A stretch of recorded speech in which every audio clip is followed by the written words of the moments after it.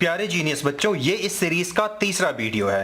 पहले के दोनों वीडियोस के लिंक आपको डिस्क्रिप्शन बॉक्स में मिल जाएंगे। और इस सीरीज को स्टार्ट करने का वजह यह है कि अभी अभी अगर आप क्लास 10th में आए हो और आपको बातें समझ में नहीं आ रही है कि कहां से चीजें शुरू करनी चाहिए और कुछ ऐसी चीजों को शुरू करना चाहते हो जो आपको आसानी से समझ में भी आ जाए और लंबे अरसे तक काम भी आते रहे, बस इसी चीज को ध्यान में रखते हुए मैंने इस सीरीज को शुरू किया है। इससे पहले के दोनों वीडियोस को चाहो तो अभी आप जाकर के देख सकते हो, या फिर इस वाले वीडियो को अगर आप सीधे देखते हो तो भी आपको सारी बातें समझ में आ जाएगी। अब देखो आज का हमारा क्वेश्चन क्या है। क्वेश्चन एज यूजुअल पहले के दोनों वीडियोस में भी इस क्वेश्चन को हम डील कर चुके हैं। आज फिर से इसी क्वेश्चन को हम डील करने वाले हैं, लेकिन हमारा मेथड होने वाला है कुछ और। हम बात कर रहे हैं लीनियर इक्वेशंस इन टू वेरिएबल्स की, और ऐसे जो बच्चों इक्वेशंस होती है ना, इसे कहते हैं linear equation in two variables. अब एज यूजुअल इस पे बातें तो बहुत कुछ हो सकती है, लेकिन अभी हम फिलहाल सिर्फ ये देखने वाले हैं कि how can we solve this, कि कैसे हम इसे सॉल्व कर सकते हैं। देखिए, लीनियर इक्वेशन जो होंगे ना, वो हमेशा आपको पेयर में ही मिलेंगे और इसे हमें सॉल्व करना है। सॉल्व का मतलब एज यूजुअल हम पहले से बात करते आ रहे हैं, सेम ही चीज को ज्यादा रिपीट करेंगे तो बिना मतलब का आपका समय लॉस होगा। सॉल्व का मतलब आप सबको भी मालूम है कि एक्स और वाई की वैल्यू हमें फाइंड करनी है, यानी कि जो भी वेरिएबल है उसकी वैल्यू हमें फाइंड करनी होती है। For example 5x + 2 = 0। यहां सॉल्व का मतलब क्या होता था, आप सिंपली x की वैल्यू फाइंड करते थे ना, 5x = -2 एंड x = -2/5, कुछ ऐसे ही ना फाइंड करते थे। तो यहां भी आपको x और y की वैल्यू फाइंड करनी है। अभी जो मैंने यहां लिखा था उसमें सिर्फ x थे, लेकिन यहां x और y दोनों है। तो इन दोनों इक्वेशंस के हेल्प से आपको x और y की वैल्यू फाइंड करनी है। ये बात ऑलरेडी हम पहले की वीडियोस में कर चुके हैं, अब जाकर के उसे देख लीजिएगा। अभी बस मैं आपको इतना बता दूं कि हमें x और y की वैल्यू फाइंड करनी है, जिसे हम सॉल्व करना कहेंगे, और x और y की ऐसी वैल्यू हमें फाइंड करनी है जो इस इक्वेशन को सेटिस्फाई करे। अब ये काम भला हम कैसे कर सकते हैं, चलिए मैं आपको यही बताता हूं। आज के इस वीडियो में जो हमारा मेथड होने वाला है, वो मेथड होने वाला है क्रॉस मल्टीप्लिकेशन मेथड, और you can say that method of cross multiplication. जब इस चीज को अपने बुक में आप देखोगे तो हो सकता है ये थोड़े अलग तरीके से लिखे गए होंगे, जैसे कि x, y, 1, या थोड़े बहुत अलग अंदाज हो सकते हैं। कुछ बुक में यहाँ -1 भी आपको मिल जाएगा, वो सारे सही है, कोई दिक्कत वाली बात नहीं है। यहाँ B1, B2 ऐसे कुछ लिखे गए होंगे, लेकिन इसी चीज को मैं थोड़े से अलग तरीके से बताऊंगा जो आपको काफी आसान भी लगने वाला है, और आगे आप इसी को यूज करोगे जो मैं बताऊंगा। जैसा बुक में दिया हुआ है, जैसा यानी कि मैंने अभी लिखने की कोशिश की थी, वैसा यूज करोगे तो ये काफी बचकानी बात मानी जाएगी।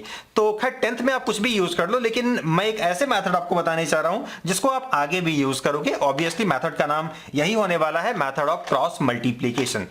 तो अब जो मैं आपको प्रोसेस बता रहा हूं, इस पे आप पूरा विश्वास कर सकते हो, और जैसा कि आप जानते हो विश्वास करने ना करने वाली कोई बात ही नहीं है। जो मैं वैल्यू आपको बताऊंगा उसे यहां पुट करके जब आप देख लोगे तो आप खुद ही वेरीफाई कर लोगे।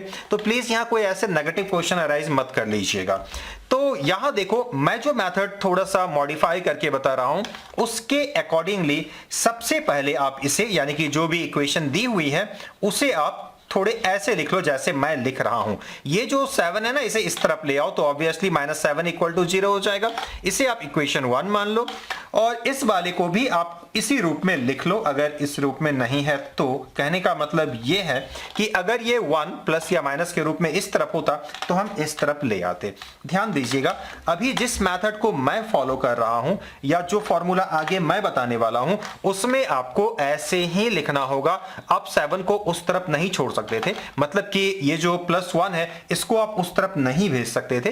भेज तो सकते थे, लेकिन फिर थोड़े बहुत वहां चेंज करने होंगे। लेकिन मैं जो बता रहा हूं आपको इस वाले केस में ऐसा ही करना होगा, यानी कि जो ये 7 है, यानी कि जो कुछ भी उस तरफ होगा, इक्वल टू के उस तरफ होगा, उसको इस तरफ लेकर के आ जाओगे और इस रूप में लिखोगे। और इस रूप में नहीं लिखोगे और जो मेथड मैं बता रहा हूं तो फिर वो गलत आ जाएंगे। ठीक है, तो थोड़ा खास ध्यान दीजिएगा।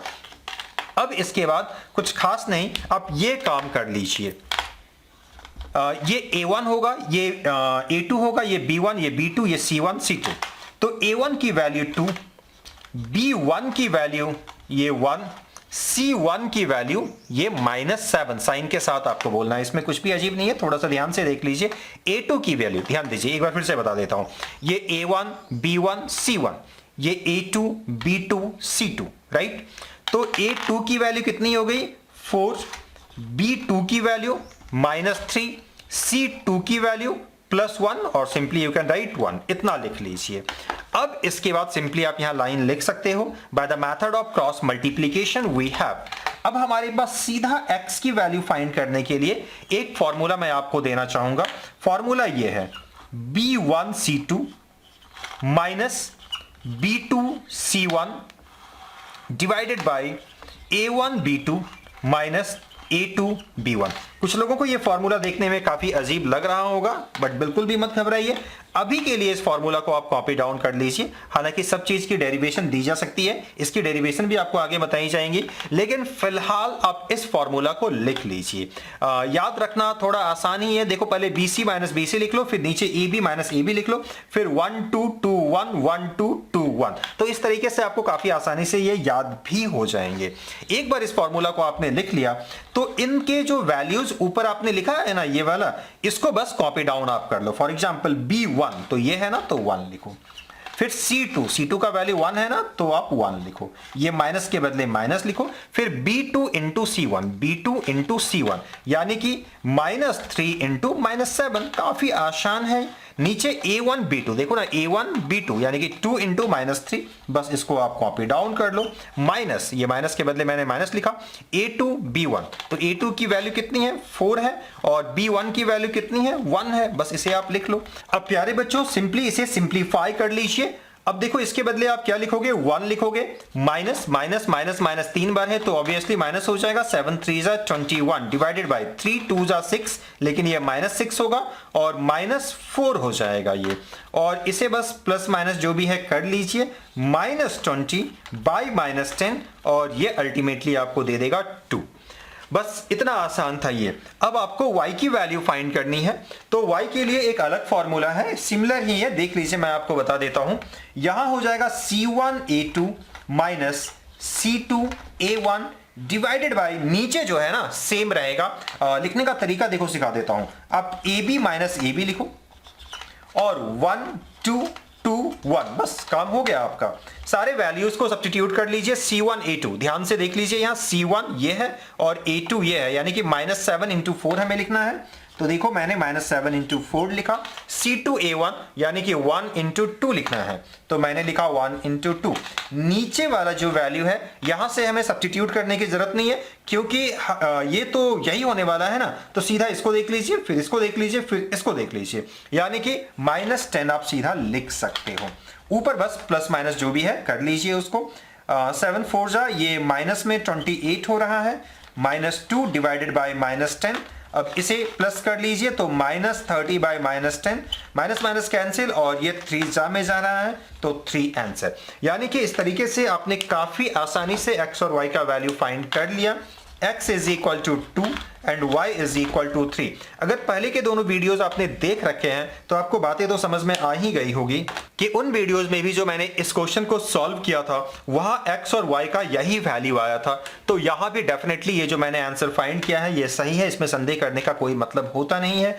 या फिर आप चाहो तो इस चीज को खुद से वेरीफाई भी कर सकते हो। वेरीफाई करने का तरीका अगर वीडियो आपने देख रखा है पहले वाला तो आपको मालूम होगा।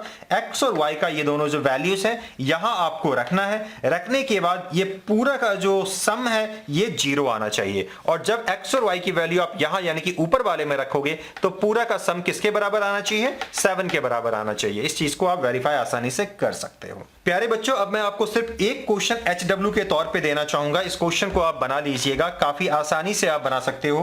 क्वेश्चन ये है 10x plus 3y is equal to 75, और दूसरा इक्वेशन जो साथ में रहेगा 6x minus 5y is equal to 1111। इस क्वेश्चन को आप बना करके इसके आंसर को कमेंट बॉक्स के जरिए हम सबको बताइए। यहां ध्यान दीजिएगा फिर से, जैसा कि मैंने बताया था कि एज पर द रूल पहले 75 को आप इस तरफ ले आओगे यानी कि -75 लिखोगे और इसे -11 लिखोगे। उसके बाद फिर से A1 B1 C1 A2 B2 C2 ये लिखोगे, यही फॉर्मूला लिखोगे, सारे वैल्यूज को केयरफुली यहां डाल दोगे, सिंप्लीफाई कर दोगे, आसानी से आपके आंसर आ जाएंगे और y के लिए कुछ ऐसा काम करोगे। अब चाहो तो ऐसे 5 6 10 क्वेश्चंस खुद से आप ले सकते हो। करना क्या है, कुछ खास नहीं, कुछ भी लिख लो ना। 2x plus 5y is equal to 9 लिख लो।